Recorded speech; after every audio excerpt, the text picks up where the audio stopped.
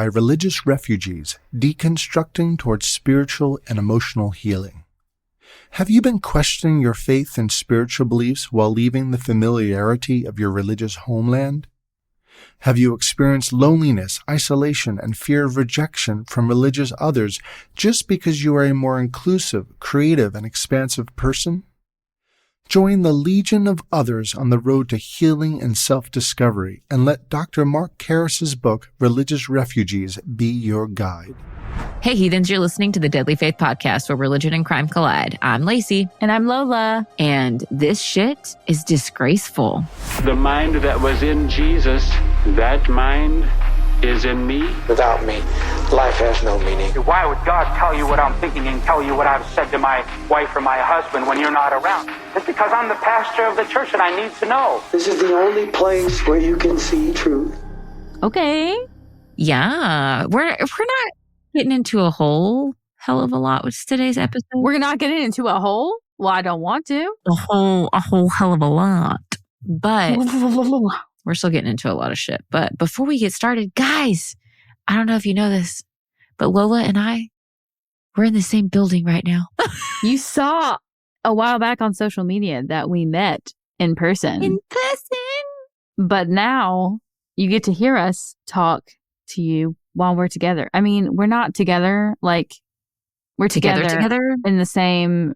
Okay, that's all right. So firstly, we are not kissing. Secondly, we are not yeah, Calm we're down, not everybody. in the same room. We are in the same house. She is at my house and she is in my bedroom and I'm in my office because we tried to be in the same room to record, but it was horrible. It did not work. We could hear ourselves on top of us talking. It was just so fucking weird. I was like, I can't handle this. I cannot handle this. I screamed. I scared myself. I scared her. It was never again. Yeah. So I'm in her bed where she does the nasty. It's true. It's true. So we're not kissing, but she is in my bed. Sorry, Tyler. We interrupt today's episode to bring you a message from our sponsor, Javy.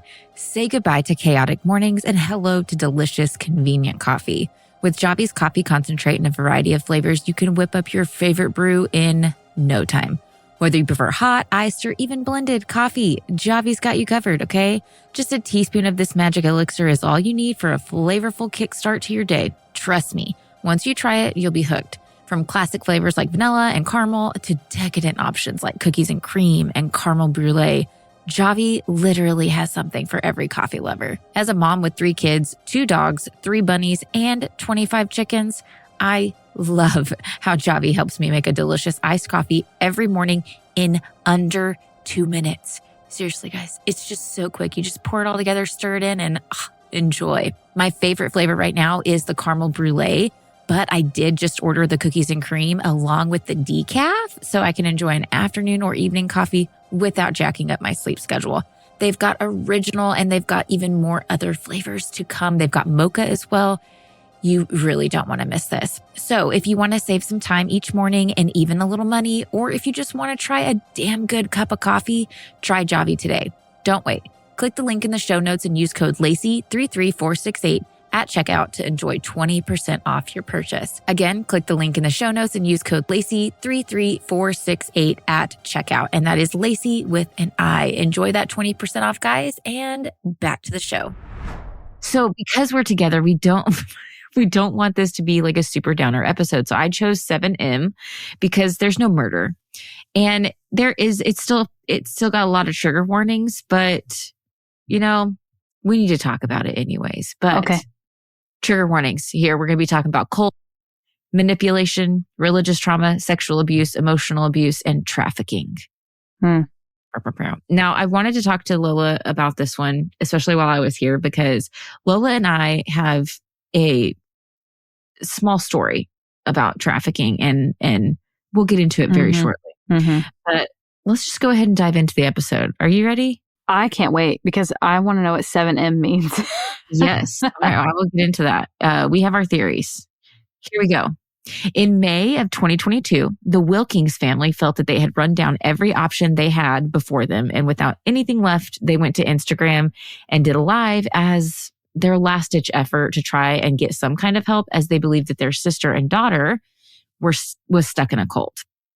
And so they were told that the best thing that they could do was to be there for her and be a safe place for her when she wanted to leave, but they couldn't sit idly by. Now, Lola and I understand this somewhat. This is a hard thing.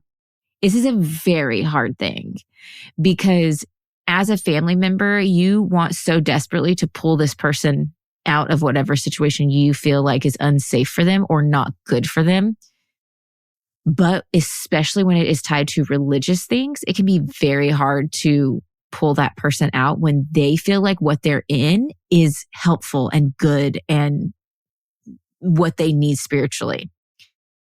And it can be near impossible. In the beginning of mine and Lola's journey with this podcast, we were contacted by somebody who wanted help bringing some light to a specific situation with one of their family members.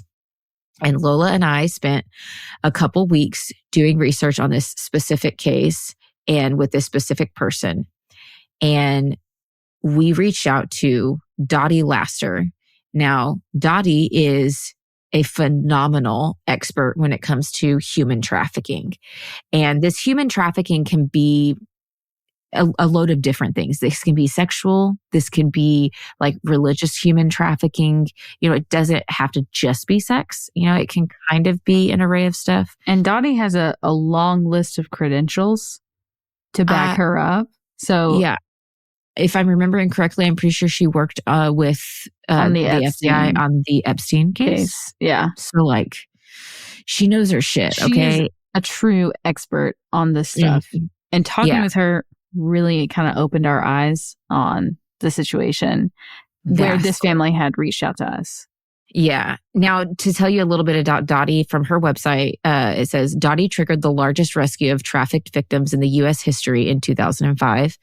Dottie Laster is a national recognized expert in the field of human trafficking. She has been trained by the Department of Justice to educate law enforcement, businesses, and organizations on human trafficking, and has been the architect and leader of human trafficking task force and coalitions in many cities in the United States. We will have a link to her website below in our show notes that you can kind of go and check out and see more. But this family had reached out to Dottie. And so we wanted to get Dottie's opinion on the situation before we did anything. And we sat down and talked to Dottie. And the one thing that Dottie told us was the most important thing you can do in a situation like the one that the 7M cult we're going to be talking about is, and then with the Welkings family, the best thing you can do is do nothing, because you want to be a safe person for this family member to be able to come to when or if they like open their eyes to what they're in and they want to get out.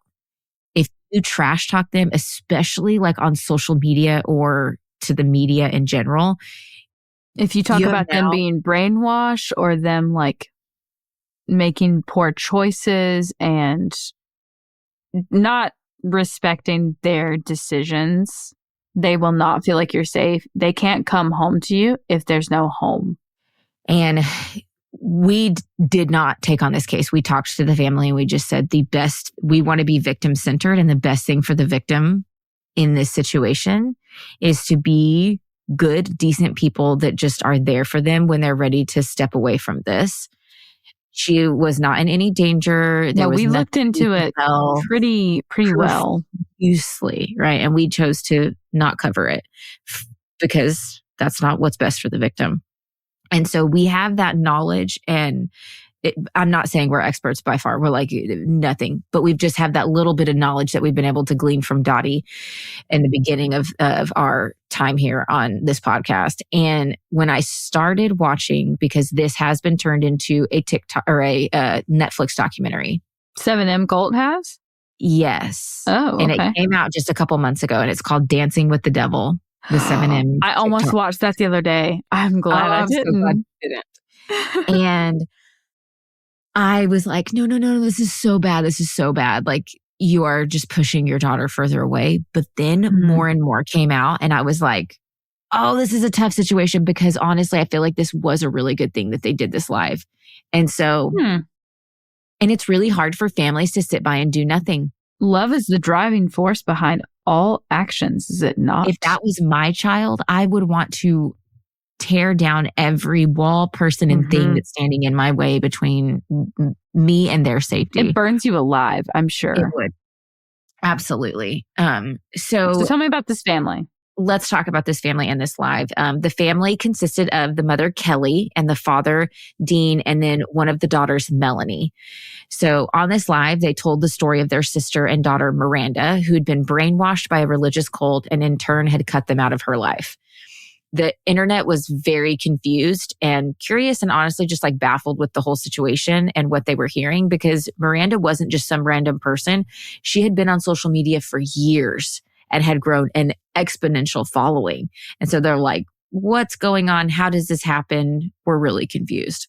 Before we get into the whole story, let's go and rewind a little bit and talk about the Wilkins as a family and how they had like their childhood and stuff.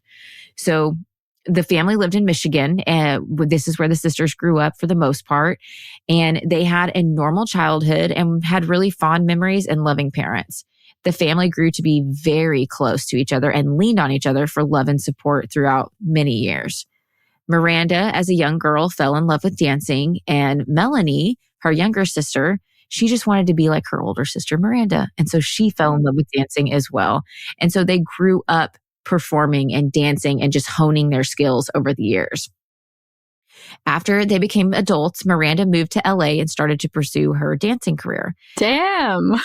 She was very serious. And after about a year, Melanie ended up coming up there and moving in with Miranda in LA to pursue her dancing career right alongside her sister.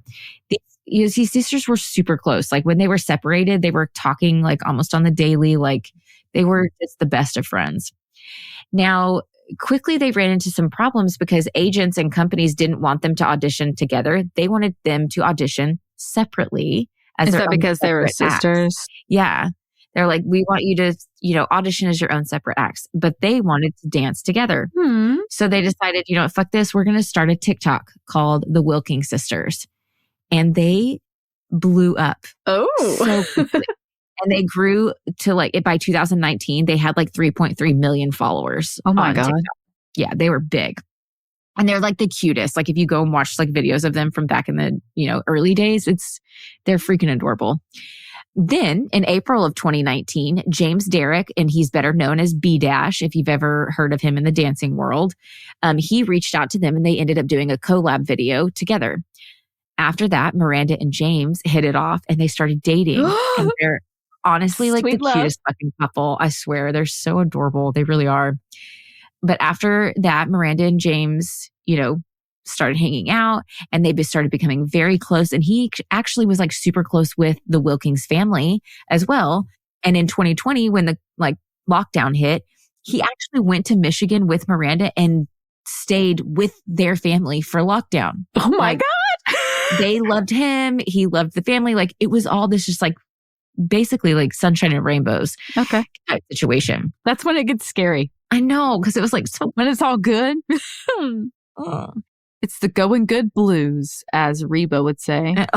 Rebo. Someone's got to stop me. I've been watching too much Reba. We go on. Oh, Reba. I thought you said Rebo, and I was like, is this a wrestler? No. Very confused. So when the two finished lockdown after I think it was 6 weeks or so, they returned to LA and Miranda started hanging out with B-Dash, James, and all his friends.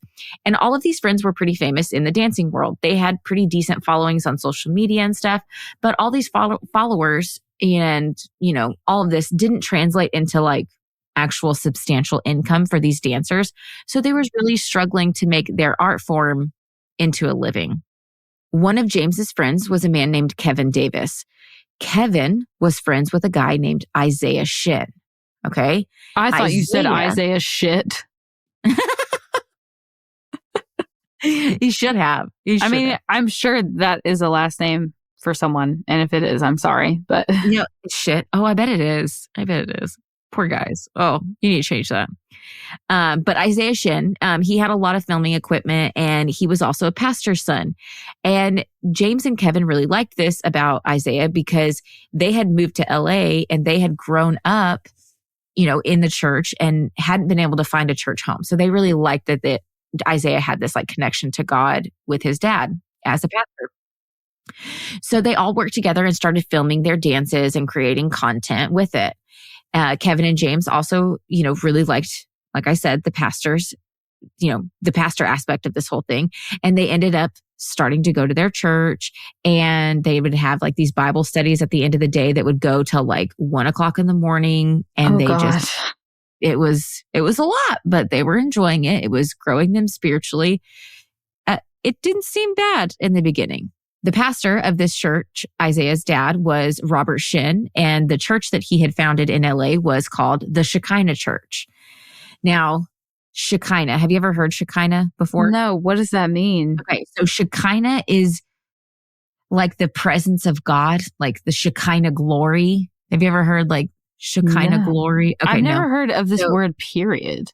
So it is it's like greater benevolence Hebrew, or something. Like Hebrew word, but it is like when the presence of God is there. Okay. So it's Shekinah glory, like God's presence. I heard it a lot. I think it's more used in like the Pentecostal type religions.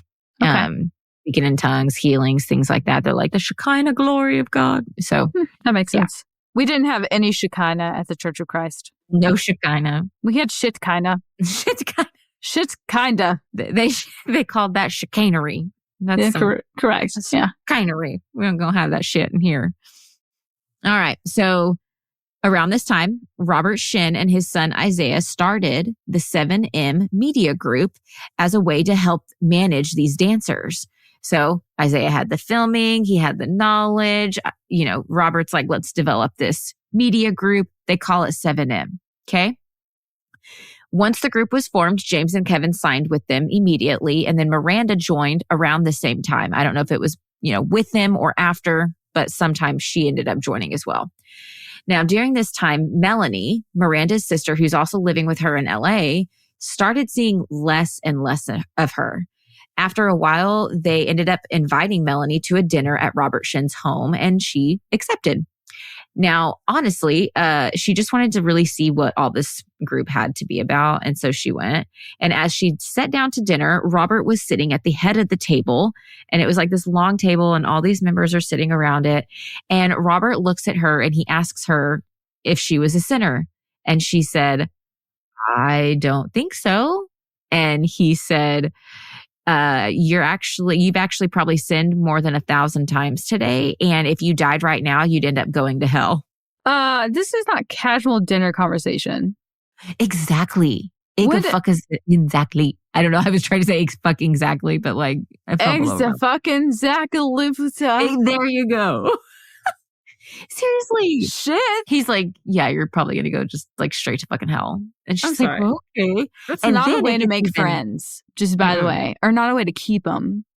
Yeah. It gets even more awkward though, because after the dinner, they all sat in a circle around Robert and he walked up to Melanie, put his hand on her head and began speaking in tongues. What was she doing this whole time? I am sure she was like, do you need to go see a mental health professional? Because what the fuck is going on? Because Melanie and Miranda did not grow up religious. They were Catholic, but they didn't go to church all the time. Like it wasn't like the end all be all for their life. When you're Catholic, you don't go to church all the time. That's the thing. Pretty much. Most of the time. But here this man is speaking in tongues. Catholics don't speak in tongues. If you don't know what speaking in tongues is, a lot of Pentecostal churches believe that it's a gift of the Holy Spirit where you can be prayed over and then the Holy Spirit will give you this gift of speaking in tongues and it's your own individual language where you can talk to God. And when you speak in tongues, it is God speaking through you, is their belief. It literally is just jumbling words. And I'm talking from experience because I spoke in tongues and I literally just I just made it up as I went to fit in. And everybody who's deconstructed, who's spoken tongues says the same shit. Okay. It makes sense. Like I don't know what kind of phenomenon it's called, but like psychologically, when you see other people doing that shit, then you like peer pressure. You get the good feelings in service, and you want to connect so badly. So like you make it happen, and it feels like it's a natural, organic thing, and you gaslight yourself into feeling like it's actually real. Like, I know, and if you don't think it's real, then like you don't have enough faith. Yeah. Pray harder, Kyle. Yeah. Yeah. So I'm sure she was highly freaked out over this whole thing.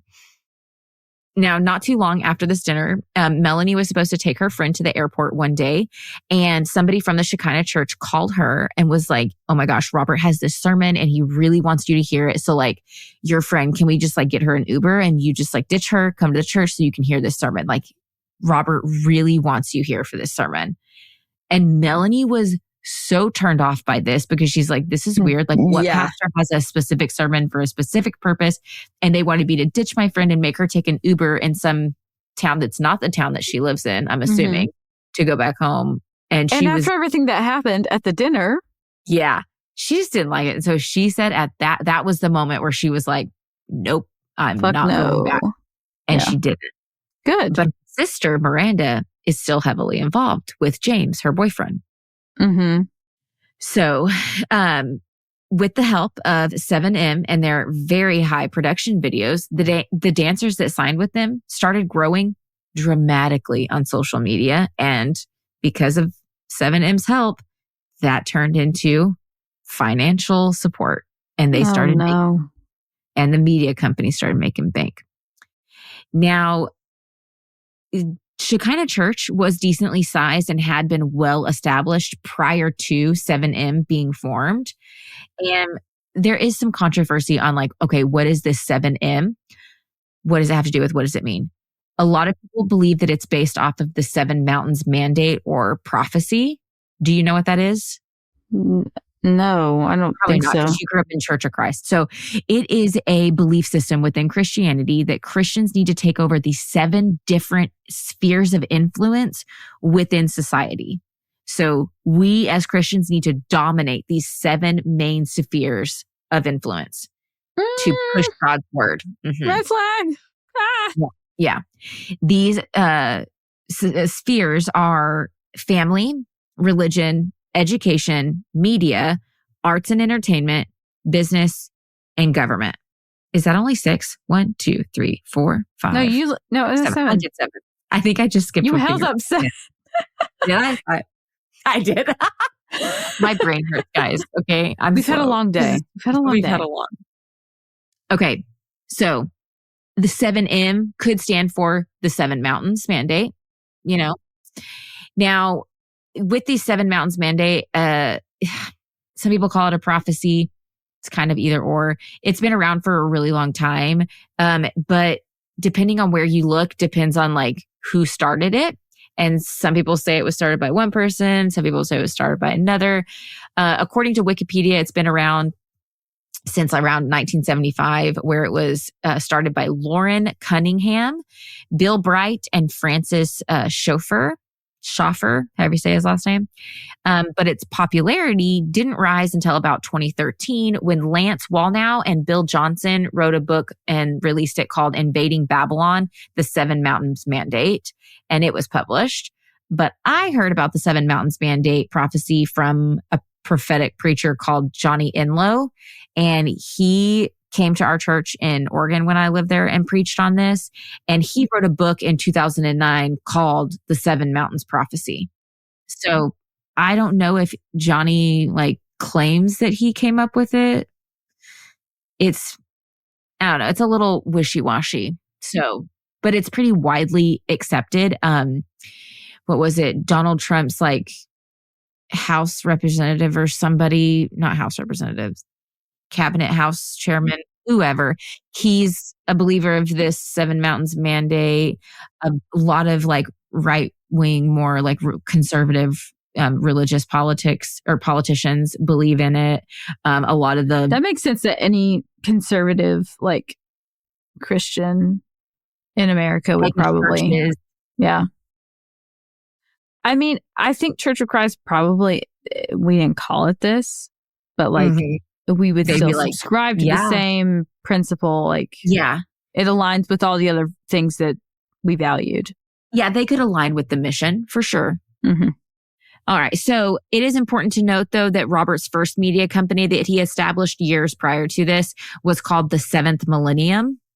So could 7M be that? Could it be Seven Mountains? Just like a revamp of it? Honestly, we just don't fucking know. Okay. Allegedly, he said that like Shekinah Church does not affiliate with the Seven Mountains mandate, but also allegedly he's preached sermons on the Seven Mountains mandate and supported it within these sermons. You use your own brain cells here, guys. It honestly doesn't matter because it's just the fucking name. But yeah, based on how much he like really pushes into like arts and entertainment, specific entertainment and like media and stuff like that, TikTok, I would say he probably definitely believes in this, but that is my own opinion. Also, before we go any further in this, I'm going to be saying allegedly a lot, okay? Because Robert Shin has never been charged with a crime, and there are active lawsuits against him. We will get into all of that, but I'm going to be using the word allegedly. You're going to get annoyed with it, but just hold on with us, guys. We have to cover our own asses. So as these dancers are growing on social media and gaining financial success, they're also growing in their faith and connection to Robert Shin and the Shekinah Church. Robert and the Shekinah Church were very wealthy and had purchased many different properties over the years. And so many of these members within his church lived in these homes and paid rent to him and Shekinah Church. When he started 7M, he did the same thing with his dancers. He just let them live in his properties and had them pay rent to him. So as a member of Shekinah Church and as a client of 7M, these dancers were obligated to pay 20% in a management fee, which I've heard is pretty normal, an additional 10% as tithe, and an additional 20% as a donation or offering to the church. So half of their income went straight back to Robert Shin himself. Oh my God, that's slavery. Anyway, right? The rest of their income was left to pay rent, bills, food, and more. But also remember, the rent is also going back to Robert Shin. So, okay, more than 50% of their income going right back to Robert. Great. Okay, and these were not like little townhomes or anything. Like these were fancy ass homes. Oh, the Fat Cat, cost of rent, Fat Cat Lounge. Yeah. Okay. But not only that, apparently, allegedly, Robert would tell them that a real member would give the church 100% of their earnings. Did he do that? Well, he didn't have to. He just pays himself. Because he is the church, right? He is the church, right? Yeah. So like he buys himself a yacht or a new car. He's buying it for the church. He's buying it for God. You know, that's how you evangelize on a yacht. Yeah. Exactly. I don't think he has a yacht. I just said that, but it wouldn't shock me. Just in case you were wondering, that's how. Get a lot of money and then go to, places of poverty and take pictures with starving kids and be like, oh my God, I'm doing the Lord's work. Now, during this time, Miranda is growing more and more distant from her family. Melanie is still living in LA with Miranda. And Miranda would just disappear for a few days with the car that they shared together. And then she wouldn't return, and she wouldn't return her phone calls as well. So Melanie's like, what the hell? Their mom, Kelly, had access to Miranda's bank account, and she noticed that Miranda's bank had like all these different transfers of money, like a lot of like thousands of dollars of hers was like moving around for no clear reason why. And this worried her. Then in 2021, Miranda and Melanie's grandpa died, and they had been tremendously close to him. Miranda and Melanie both were supposed to fly back to Michigan for his funeral, but on the day of the flight, Miranda said that she couldn't go back due to COVID.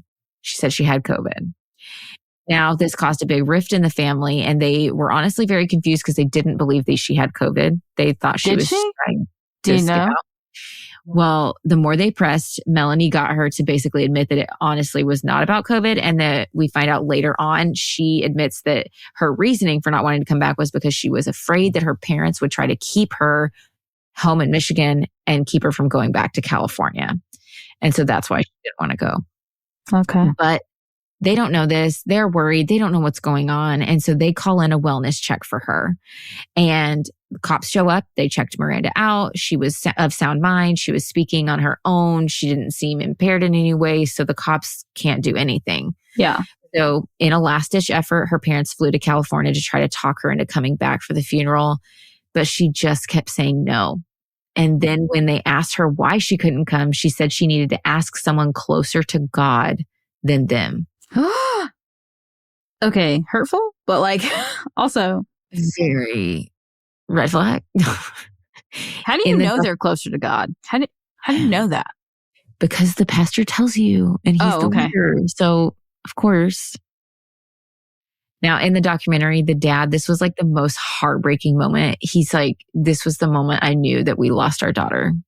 And I'm like, I cried. I fucking cried. I bawled like a baby because I was like, oh, I could feel their pain. Oh, that's so hard. Yeah. After this, they stopped hearing from her and they had to find out through Instagram that James had ended up proposing to her. Oh. They had literally just been cut out. Oh. Now, to try to better understand the situation, they ended up reaching out to other 7M members' families and found out that they had also been cut off by their kids.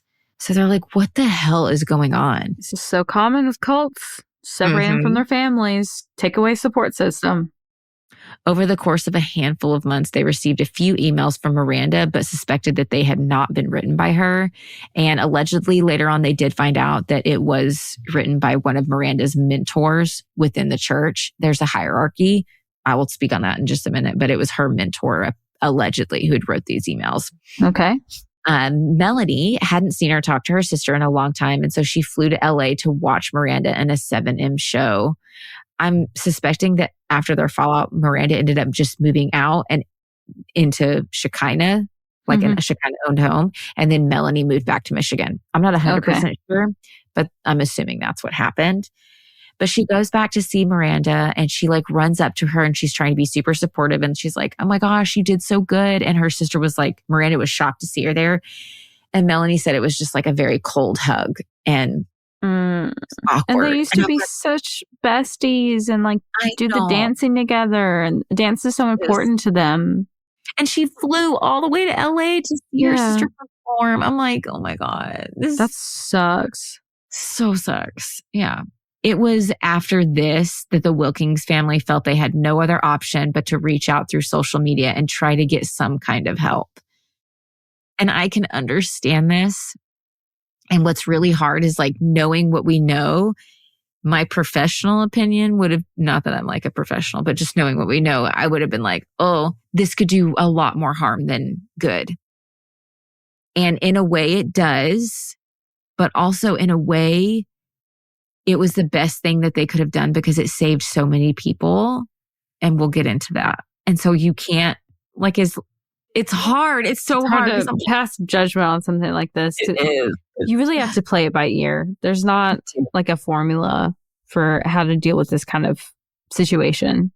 Yeah. And they had known this. Like they knew before they did this live that the best thing is to do nothing. They had been told this by trafficking. They knew the risks going into it then, because that's the whole thing. You risk further detaching yourself from them and pushing them further in. I don't know if they did that with the live, if they knew this before they did the live, but they definitely knew it before the documentary was released. Gotcha. Okay. And they had to just weigh that option of like, what do we feel is best? And, you know.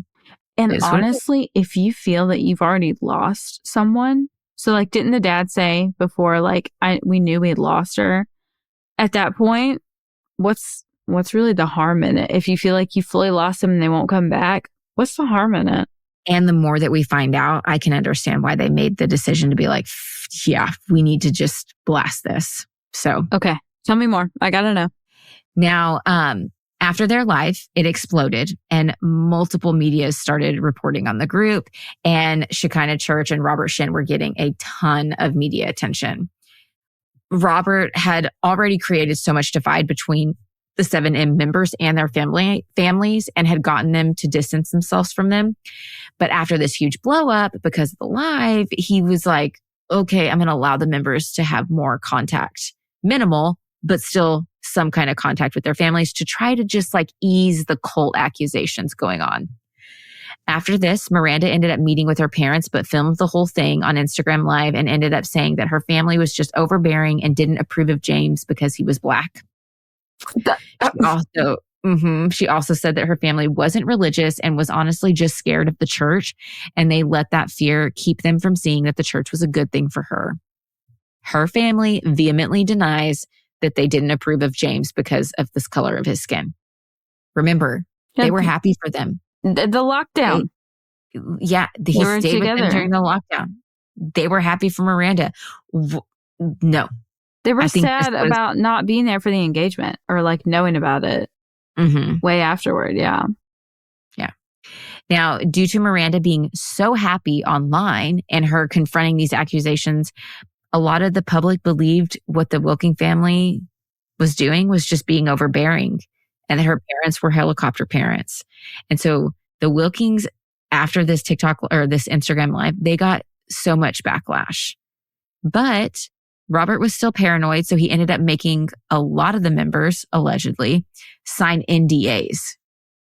Like, okay. He made them sign NDAs, but a lot of his sermons, if not all of them, were recorded and put on SoundCloud. Hours and hours of his sermons. So I'm like, why are you put it on SoundCloud for the public to see? And it was still there up until this documentary came out. And then after the documentary came out. So they're gone now? Within like a week, we're gone. They're not there anymore. Yeah. Okay. He deleted them all. Once they're on the internet, though, someone's got them. So many of the 7M members started to see through the fog, though, of all this bullshit. And some like internet sleuths started, pulling up some of Robert's past, especially with the Shekinah Church and his like alleged abuse and stuff. And once this kind of stuff started coming up within the members, a lot of 7M members were like, I'm out. Like, this is so much. Exposed. And I really, really, really, really wish, like, I recommend that you go and watch the actual documentary series, because you're going to get a lot of firsthand experience, firsthand knowledge, firsthand testimony, and of these dancers talking about how much Robert just like really fucked with their heads and fucked with their lives, and how they just really had to dig themselves out of a pit after leaving. I definitely want to hear direct because from them. Because it's not just the dance, it was also the cult aspects, and he was so controlling. And we're going to get into more of Robert Shin and like the Shekinah Church, but just know that all the Shekinah Church beliefs, he perpetuated these same beliefs to the 7M members. Yeah. So what these people are being told to believe, so is 7M. So this is why it's all connected. They're so fucked up in the head. Yeah. Yeah. So in May of 2022, just a few months after the Instagram Live, Robert's unofficially adopted son, so he's not biological, Daniel Joseph, and his actual biological daughter, Chloe Shin, left the church for good. They said, we're out. Now, apparently the two had gotten married sometime before this, because yes, they're not really brother and sister. He's just like, and they left. But you want to know what Robert had to say when they left? He said, quote, "Who gives an F? No one is going to remember you." That's your family. That is your family. One of them is your biological child. What is wrong with you? Yeah. That is terrible. Mm-hmm. Now, like I said earlier, some online searchers did uncover a lot of accusations and lawsuits against Robert and Shekinah Church as a whole. But for the most part, in the public eye, everything kind of went quiet after this. And that is until that Netflix documentary dropped just a couple months ago. By the time you guys watch this, it was dropped in, I think, sometime in June. And it's called Dancing with the Devil, the 7M TikTok Cult. Now let's talk about Robert Shin. Yes. Who is Robert Shin? Where did he come from? And what the fuck, where did Shekinah Church come from? So Robert grew up in Canada, and he graduated from the University of Toronto and worked as a doctor. We don't know a whole lot about his childhood, whether he grew up religious or not, or if he found religion like completely on his own as an adult. We have no idea. In 1994, he said he, quote, saw the light of God's glory And he now believed he was the one true man of God. Oh, we've had a couple of those. I know. Like if I had $1 for every time, I would at least have $50 right now. Mm-hmm. He then divorced his first wife. I don't know who he was married to. I don't know her name. But then he married a woman named Esther, who became the first woman of God. So he's the first true man of God. She's the first woman of God. I thought that was Mary, but okay. Not according to Robert Shin and his beliefs and his theology. All right. They then moved to LA to start the Shekinah Church in 1994. Now, at first, the church was pretty small. It only consisted of Robert's family, a woman named Catherine and her family, and then Robert's unofficially adopted son, Daniel Joseph. The church served the Korean community as a center for Korean families to gather and enjoy their culture while getting to fellowship. It kind of made them have a slice of home here in the U.S. And so it was very good. A lot of people grew to have the church be like their safe haven. And it was just seen as very beautiful. In 1999, Melanie and Priscilla Lee joined the church as teenagers. They were Korean. It was their mom and 3 sisters. So Melanie, Priscilla, and then a third sister of theirs. The third sister was also a part of Shekinah Church. We don't know a lot about her. She's not talked about in the documentary, but that's fine. I was just going to mention that they did uncover that there is a third sister. They had moved to LA from Korea after their father had deserted the family. In LA, the mom worked multiple jobs trying to provide for the girls and also struggled with alcoholism. Now, due to her alcoholism, she would abandon the girls for days or even weeks at a time when she would go off on a bender. And so this meant that, the girls were there to fend for themselves, raise themselves, and it was just not a good situation. So they were very vulnerable. When they found the Shekinah Church, the girls felt like they finally found a home to call their own. And they just... I don't blame them. I don't blame them at all. Like, it's a perfect storm, William. Now, Robert preached a lot about dying to yourself. For Robert, this is a huge thing. And it's also a huge trigger of mine. Because what my old pastor always say, like, die to yourself. Give up your own desires and your own dreams. Put yourself on the back burner. Not even on the back burner. Throw yourself in the goddamn trash because you are a worthless sinner and you need to follow God and only God. And you're nothing without God. Absolutely. So I really hate this verse. It bugs the shit out of me. He taught that you need to die to your friends and to your family as a way to have them come back around. It's kind of like, if you love something enough, you'll let it go. Let it go. It'll come back to you if it's yours. Yeah. This kind of is what this feels like. His preaching was like, you have to die to your friends and your family as a way for them to come back around. And that would be how they would attain salvation. Okay. Does it make sense? Absolutely not. It does not at all. Whatever. He also told his followers that you would be tortured for your sins you committed on earth, along with the pain you inflicted on others when you go to hell. I hope that does he have proof of this? Wow. I can't believe this. This is these cult leaders, they always have this direct line to God and they're holding out. Where is the phone? Exactly. I need this line. He told them that their families were cursed to hell and that you couldn't have any connection to them. Because if you did, it would just destroy yours and their potential ability to earn salvation. So that's how he cut people off from their families.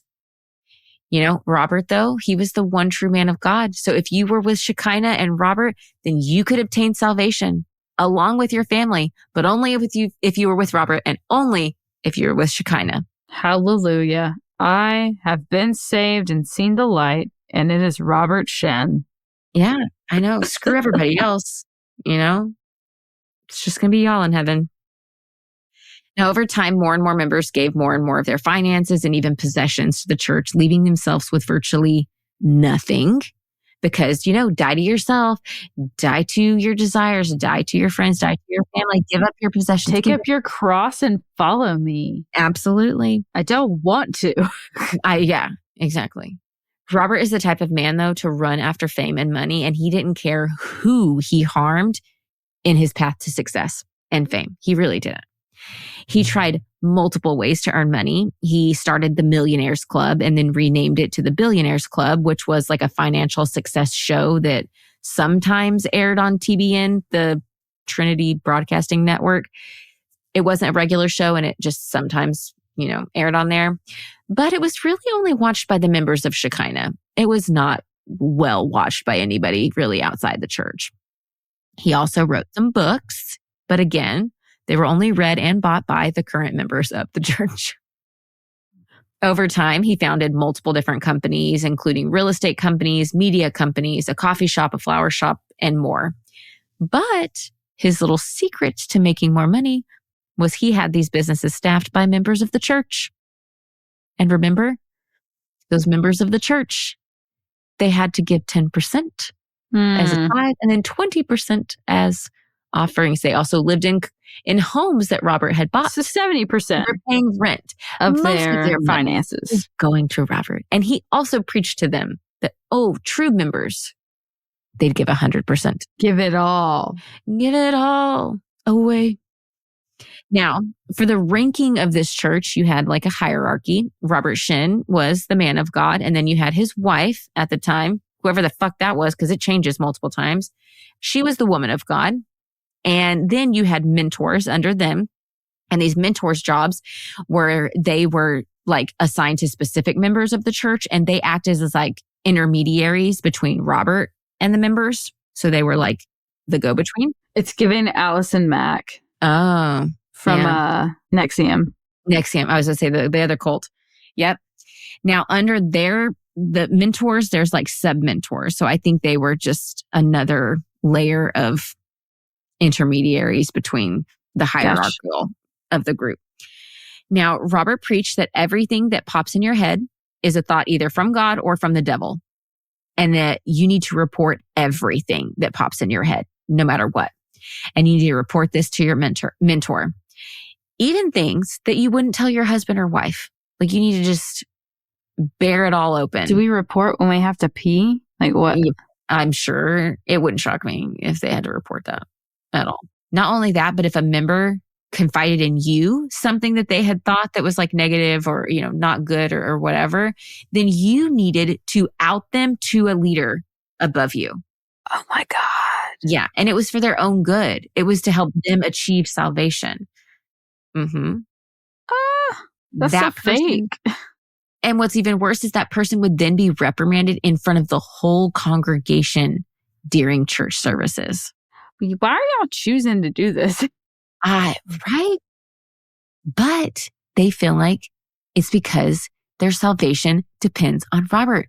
Their salvation depends on Shekinah. So they can't go. They have to endure this because it is for the good of their afterlife. Okay. It is for their eternity. The life here on earth is just a blip. They were willing to sacrifice here and endure the hardships of Robert's reprimanding in order to be able to make it to heaven. That's a small sacrifice to pay. Robert also managed every part of the members' lives, including separating them into different homes. The church purchased, like I said, and putting mentors above them. After Melanie and Priscilla joined, they were separated and forced to live apart as teens, like young teens. But Robert also made all his members pay rent to live in these homes. They'd be forced to get joint bank accounts with the leaders of the church. Then when they would get a deposit from their, quote, job at one of these Shekinah companies, the leader would quickly deduct and transfer out the 10% for tithe and the 20% for offerings to the church, and then also take out rent and everything. And then they'd just leave them with like very little money. Okay. We could just not. Yeah. Melanie worked for 40 hours a week at a Shekinah ran business, and said that after Catherine, the leader, got done moving money around, she was left with about $100 a month to live off of. This dude's a flap noodle. He's an absolute flat noodle, and not the good kind. Members weren't allowed. I love me some fettuccine noodles, and those are good. Flap noodle. Oh, a flap noodle. I thought you said a flat noodle. No, the like... Why would I compare a cult leader to fettuccine? Girl, the shit that comes out of your mouth. I know. I know. No, a flap noodle. The worthless that makes more penis sense. boys. Yes, that makes sense. I get it. Yeah. So members were also not allowed to go to college. They couldn't go to a doctor or maintain relationships with anyone outside the church. Cult. Robert also wrote a book called How to Get Healed and Not Die. I tried to find excerpts of this book, and from what I could find on like social media, like posts, it seems like he was teaching and connecting different Bible verses to like, if you're suffering with this, like this is the Bible verse that teaches us to do this in order to heal ourselves because it's all sin related. Is what it kind of seemed like. Like you're suffering with ailments because you're sinning, and like these are the Bible verses to help you out of it. I could be wrong. Don't quote me on that. That's just because you forgot to pray. Yeah. Yeah. Very much on that same line of thinking. Also, when the church had like potlucks or like get-togethers or things like that, the members held the responsibility to buy, make, and bring all the food and supplies. And this had to come out of their very little allowance that they were given. Great. Every single week and month. Yeah. Can we say cheapskate and like asshole? Where's all your money going? What are you doing?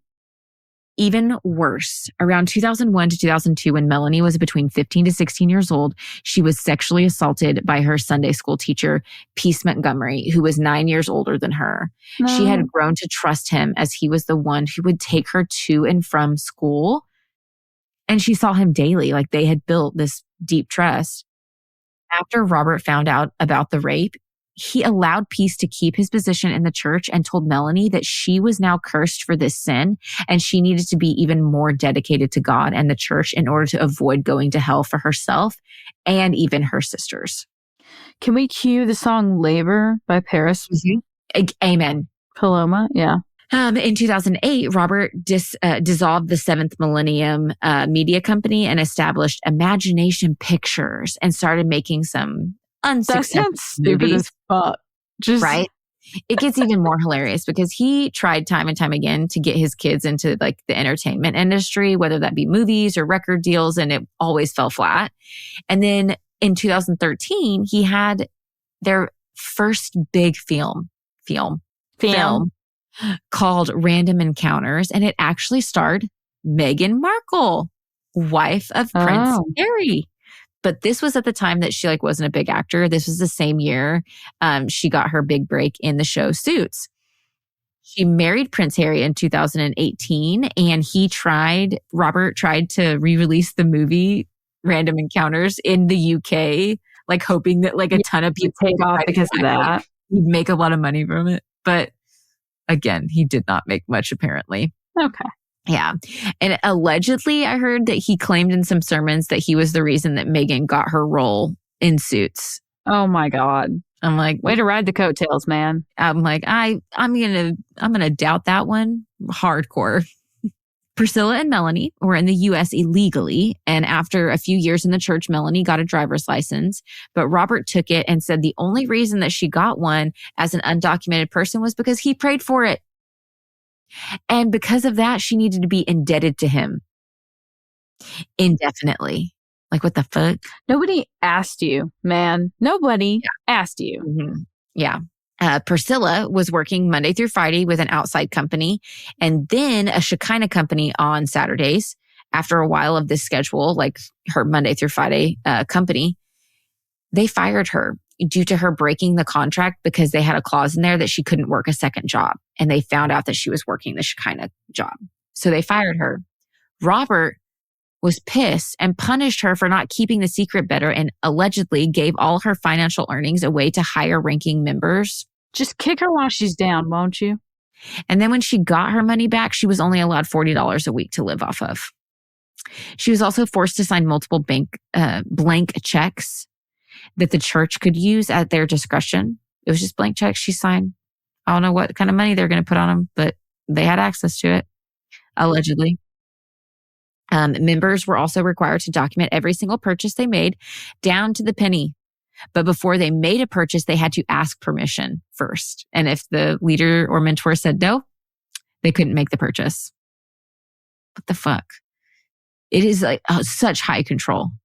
This is so much work. It's so many extra steps. Like, so many extra steps. Seems like so much effort. And it's just because he has like a control kink, in my opinion. He literally gets off on, this. Yeah. Gross. Now, members had been brainwashed to believe that Robert was the true man of God, and without him, they were going straight to hell. This kind of brainwashing can push you to do and accept just about anything. You are desperate to get to heaven. And so, like I said earlier, you're going to endure the little things here on earth in order to make it to heaven. The little things being little, like in quotation marks. Yes. Like little. Because these are considered little struggles in a lot of these people's minds. Now, on top of that, they had believed that Robert was truly connected to God because when Melanie and Priscilla were younger, Melanie had suffered with a very bad rash for months and they could not get it to go away. But after Robert baptized her in Laguna Beach, her rash cleared up the very next day. So they were convinced that he was a divine being, like had this connection to God, and that's why she was healed. Because it was a miracle. It's the fucking water. Y'all good? I was like, salt water, guys. Those are great. It's an excellent healer. Yeah. Mm-hmm. So this convinced them, though. And so this is just another thing for them to just like fully be dedicated to Robert. Now, to top that all, they relied on the church for housing and finances. Even as little as finances they were given, how would they survive or make a living outside the group? That fear led many of them to stay for years. In 2004, Catherine threatened to marry Priscilla off. She was like Catherine was like one of the leaders, threatened to marry Priscilla off. And this scared her so much, she left. She was like, no. While she was away, she couldn't speak with her sisters unless she had permission from the leaders. Anytime she was able to speak with them, her sisters just yelled at her and said that her leaving the group was condemning them to hell. Priscilla, during this time, ended up marrying a man outside the church around 2008. So she had been away for like 4 years. Okay.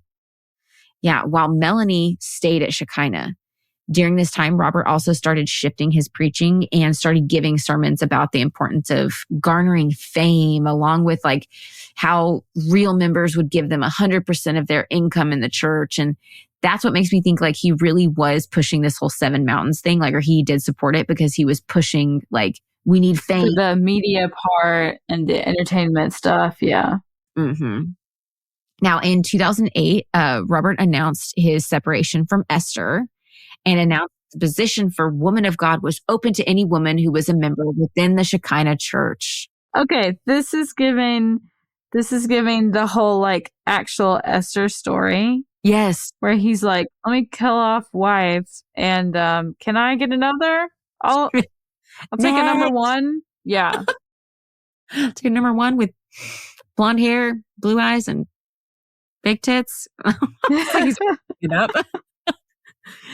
Now, what he hadn't told his members, though, was that he had already chosen a woman of God named Shirley Kim, but he chose to keep this a secret. And none of the other church members knew this. So he was making all these other women believe that like they had a chance at being woman of God. So what is he doing with these women in the meantime? Doing it. He's blinking them. He's like being sexually promiscuous and coitus. Creep. He's having the coitus. And pre-coitus and post-coital things. Yes. Now, in November of 2008, about half a dozen females burst into the church one Sunday and accused Robert of sexual assault and lying to them about maybe being the first woman of God. That day, half the congregation left with those women. They were like, girl power. Bullshit. Right. Girl power. Now, allegedly. I'm going to say that again. Now, after they left, though, Robert admitted that he had struggled or did struggle with a sex addiction and that the members that did remain, they were just in awe that he like humanized himself in front of them. And they were like, we're more dedicated to you so now. Vulnerable with us. So they stayed. And so he still held on to that. After all of this, it's like, your shit don't stink, even though it's like reeking of dead skunk.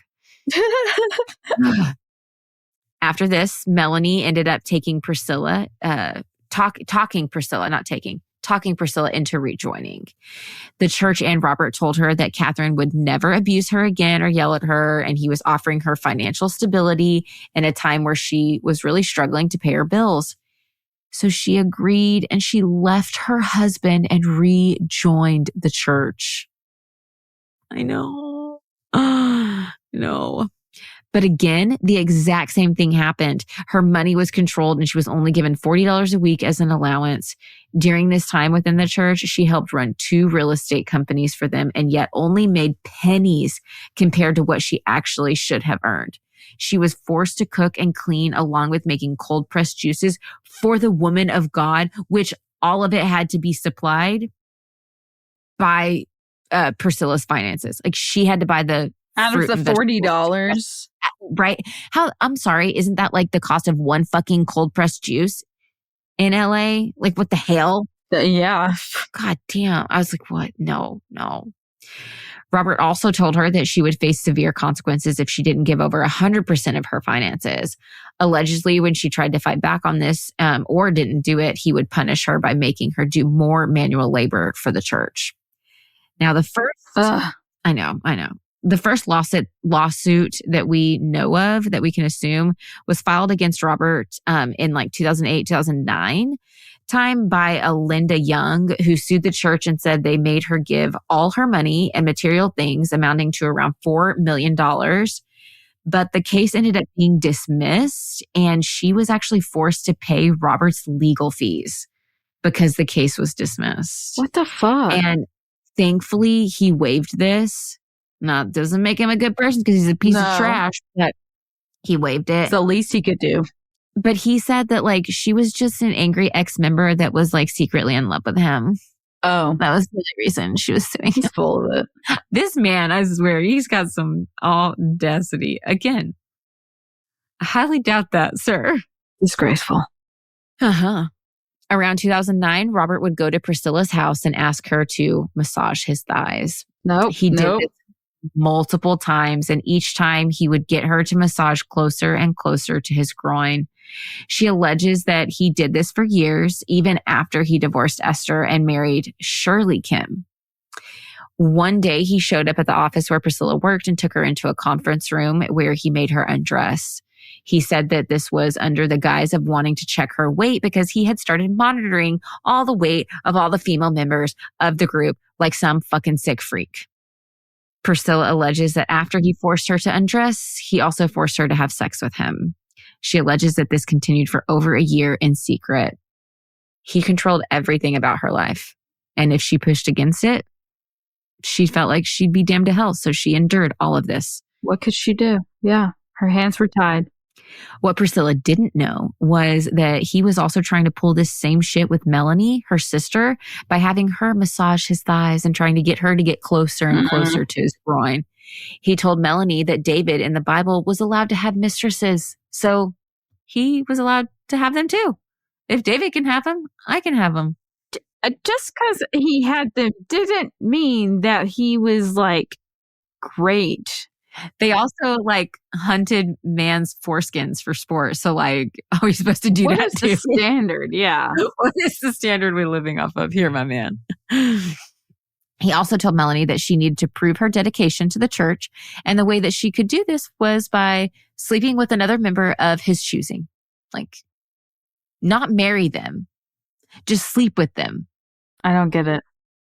It's giving NXIVM. I'm just saying, it's like really giving NXIVM. Melanie asked him, like, can I just like have a week to think about this? And he was like, I'll give you 3 days. But she knew. She was like, hell to the fucking no, I ain't doing this. You're weird. So she's like, I'm leaving. I'm packing my shit and I'm getting out of here. And so she packs up her stuff and she goes over to Priscilla's and she begs her, please leave with me, please leave with me, please leave with me. But Priscilla said no and she stayed. She was so afraid of losing her livelihood. And he had brainwashed her. And so she stayed. After Melanie left, though, Robert blamed Priscilla for it and told her that she would now have to do more work in order to save her family from hell. Now, how much more work? Allegedly, this meant her having more sex with him. He told her that each time they had sex, it was purifying her body more and more. Yeah, I believe that. What the hell? Priscilla alleges that his wife and all the members of the church knew exactly what he was doing to her the whole time, along with allegedly other females in the group. Mm. In 2012, Priscilla left again. And this was no protection, no covering of the church. She had nothing. And she had multiple panic attacks. And on the regular, like she struggled so much financially, her faith, like, is she going to go to heaven? Is she going to go to hell? What? So she's having all these panic attacks, but she pulls herself together and she's able to, during this time away from the church, she establishes 2 very successful real estate companies, but she had nobody to turn to, nobody to confide in. And so she just like kept confiding in Robert about all of her fears because she had no one else. Since she still remained so close to Robert, he was able to convince her again to rejoin the congregation in 2014 and got her to bring her real estate companies with her and merge them with his. Altogether, about 80% of the Shekinah real estate company's clientele was from Priscilla's companies. Why, girl? Why? I know. This poor woman, she was so tortured. She's gone back and forth. And I'm just like, your poor soul. I just want to fucking hug you. She's in the documentary. Good. I can't wait to hear from her. It's beautiful. Like, I just want to hug this woman. Robert wanted to try and get Priscilla to stay for good. He's like, you're a flight risk, so I'm going to try to get you to stay. Since she had already like left this, multiple times. So he thought like the best way to do this was to marry her off to a man named Luke in the church. He was the church's janitor. And he's like, I'm going to marry you off to this guy. And she's like, no, I don't like him. Also, he like admits to having a struggle with a porn addiction. And this made him regularly be one that was like ridiculed by Robert and other members. Like she didn't want to sign up with that. Like, she's like, what are you talking about? No. Now, she alleges that he tried to like force her to have sex with this Luke guy, but she said, oh, I can't. I'm sorry. I have a rash on my vagina. I'm like, can't do it. But then one day, Robert and his wife, fucking creepy, goes into her work office allegedly and forced her to undress and saw that she had no rash and then demanded that she sleep with Luke after that. What? This is just... I don't have I feel gross. I feel icky. It's icky. Yeah. Yeah.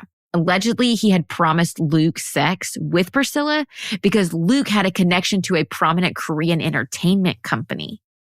Luke. So he was literally trafficking her out so he could get media and fame. Like I said, he will do anything and everything for fame and money, and he doesn't care who he destroys or hurts along the way. That's obvious. Mm-hmm. When COVID hit, he pressured many of his members to take out PPP loans, and the money, guess what? It went all to the church. It did not go to any of the members who actually filed for these PPP loans themselves. They also say in the lawsuit, this is like literally quoted straight from the lawsuit, Robert and Shekinah's control of the cross complainants, because there's like multiple complainants in this lawsuit, extended to their medical care. When COVID-19 vaccines became available and were required for many activities in California, Robert told the cross complainants to go to a particular clinic to get fake vaccine cards. The cross complainants were instructed to go to a particular clinic in the Fashion District of Los Angeles, and if they saw another Shekinah member, to pretend like they didn't know each other. Another member of Shekinah worked there and pretended to shoot cross complainants with the vaccine, but just squirted it onto their arms. Wow. That's fucked up. Mm-hmm. Crossing over into healthcare now. Okay. Yep. In 2022, Robert ends up marrying a woman named Hannah. Not really sure what happened between him and Shirley. I mean, this man, he's just going through his wives. Maybe it's because he's fucking everybody in his... He's got the David complex. Allegedly. I don't know. Exactly. In 2022, after the Wilkings did their live, Robert went to Priscilla and told her that they couldn't have sex for a while because of all the, heat that was coming down on them, because she had come back to the group in like 2014, and I think around 2020 he pressured her to continue having sex with him again, and they would have sex like every Tuesday. They just every Tuesday have sex. And so in 2022, after this, he's like, we can't have sex anymore. We need to be on the down low. The next day, Hannah, his new wife, came in and started berating Priscilla for no reason. And then was like ripping off all her posters and like destroying her room. And then started beating Priscilla for a whole 30 minutes while telling her she was worthless and not worth God's love. Then she goes and brings Robert into the room and then continues to keep beating on Priscilla. What is happening? What is happening? Exactly. After this, Priscilla had enough and she was like, this is some bullshit. And she left. She left for good. And she reconnected with Melanie, her sister who had left years before. The Wilkins Live, along with uncovering lawsuits filed against Robert, spurred on a deep dive into him, the Shekinah Church, and the 7M Media Company. All of this culminated in that Netflix documentary, Dancing with the Devil.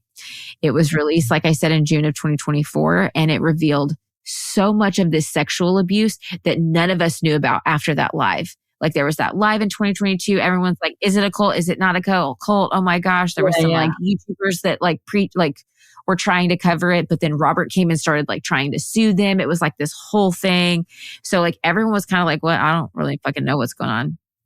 But after it was released, the heat on him and his congregation drew drastically.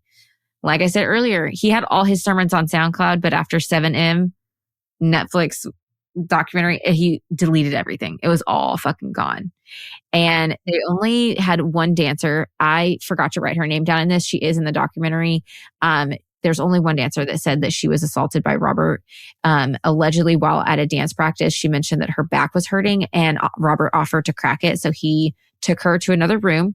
And when he went to crack her back, he allegedly groped her body and then thrusted his groin onto her like some sick fuck. Oh, yeah. Disgusting. Yep. In 2023, Melanie, Priscilla, and many other plaintiffs filed a lawsuit against Robert and Shekinah Church, including 58 counts of wrongdoing, including fraud, sexual assault, sex trafficking, forced labor, money stuff, like all of that and more. They have not settled, and the case is expected to go to trial in 2025. The Wilkins family and Melanie or anybody of that is not part of this lawsuit.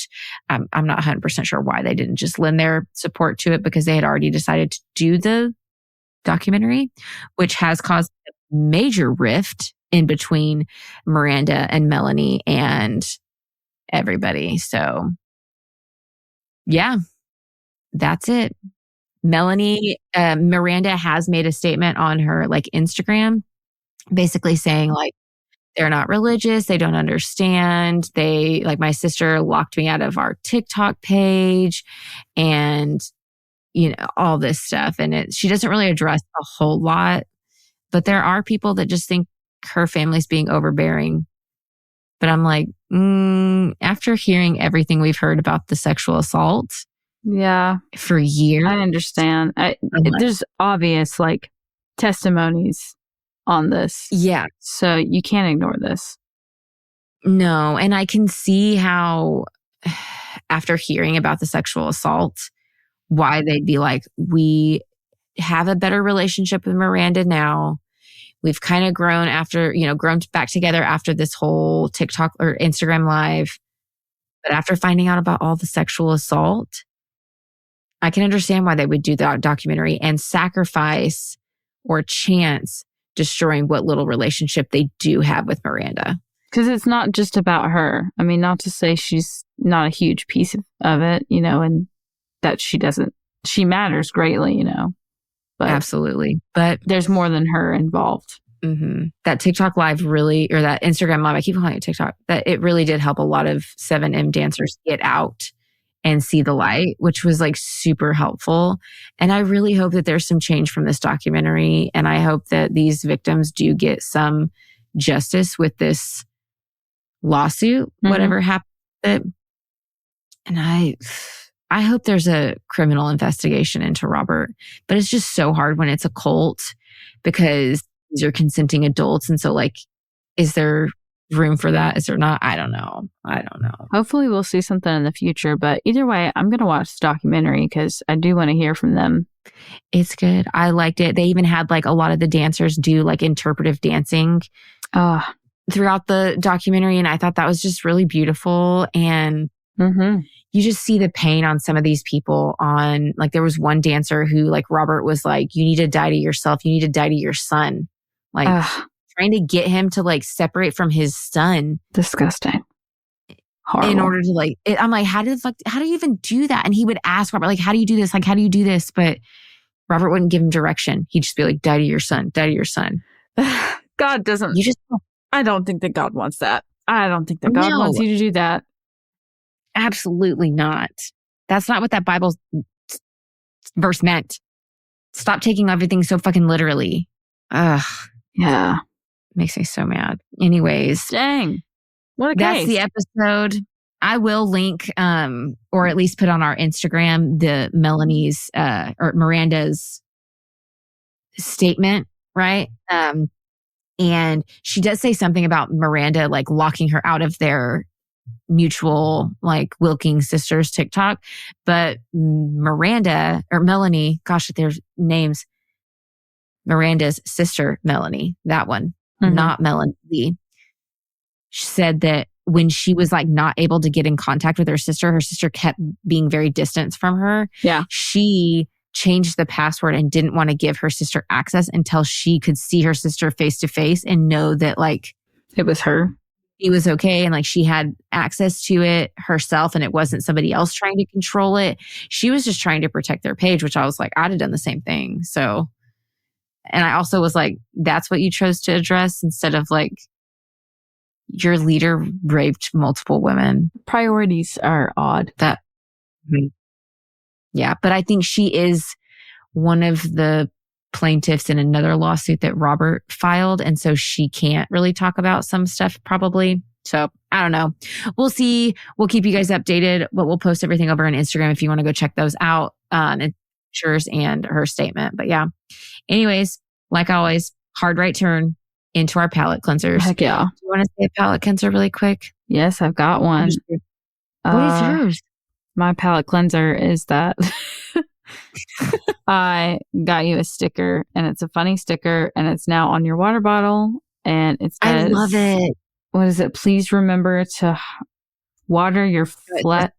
Have you remembered to water your flesh prison? Yeah, and it's a little snake that's wrapped around a little cup of water or something. A little snaky snake. It's very cute, and it's a very big sticker. I love it. It's a very big sticker. And I have a very big water bottle, and it takes up a huge portion of it. I was like, it's a nice sticker. And it matches very well with your water bottle, which I didn't mean for that to happen, but it was, anyway, like, it's what a is cute it? sticker. Bob Ross, he's like, it's just a happy accident. Happy little accident. What's yours? Is it the donut in your hand? It could be. Actually, I was going to say, I met one of my followers today. Lola and I were out at what was the name of the store? Second and Charles. Second and Charles. And so it's like a secondhand bookstore, but they also have, like, new books as well, and, like, a bunch of gifts and trinkets and stuff. And one of the workers, like, came up and I think he was, like, trying to, like, pretend like he was working at, like, one of the book stands that we were standing by. Yeah. And then he just like looks over at me and he's like, your name wouldn't by chance be Laci Bean, would it? And I was like, yes. And he's like, oh my God, I follow you on Instagram. And it was just so sweet. It was such a sweet moment. And he was like, so starstruck. He literally said, I'm very starstruck. I have to go over here and act like I'm doing something now. Okay. It was nice to meet you. It's so funny. It was adorable. And it's so nice when I meet these people because it's like, it's usually like people who've deconstructed or are trying to deconstruct, and they're like, you've helped me so much, like, feel less alone. And I know that feeling so much because that's what I did when I joined TikTok or social media. I was like, oh my God, I love all of these creators. Yeah. You all make me feel less alone in this journey because you've walked this before me. And it's just like, oh my God, thank you. Exactly. It made my heart so... It's always good to... I mean, my first time meeting Jason Elam was very much like that because, like, 20 years in a cult, and I get out and I got nobody, and then I find him, and it's like, and Jason he's like a warm hug. That's like the best way. He gives a warm hug, and he is a warm hug. Yeah. And So everyone, because you can't see, and I'm sure you're like, what the fuck does she mean, a donut in your hand? While we were at that store, they had this little, like, the best thing I can describe the fabric as is like the Squishmallow fabric. It's very soft, but it's in the shape of a donut, and it's like, looks like a donut. It's so cute. But the stuffing is like some kind of like a gel, putty gel thing. And so it's like this sensory. It's very good to hold, and it's mash. I might have gotten it for one of my kids, but then we got in the car and I was like, yep, it's mine. Well, she kept saying, I really like this. I think I'll use this. And then eventually, like 6 minutes later, she was like, this is mine now. This is mine now. It's great. It's mine. And I've played with this whole time that we have been recording. Mm-hmm. Yeah. Well, good. It's very quiet. You can't hear that I'm playing with it. It's good. So it's here. That's my palate cleanser. But yeah. We love you. Yes. Please touch grass and hydrate. Hydrate your flesh prison. Smell a nice candle. Do not join a cult. Please. Mm-hmm.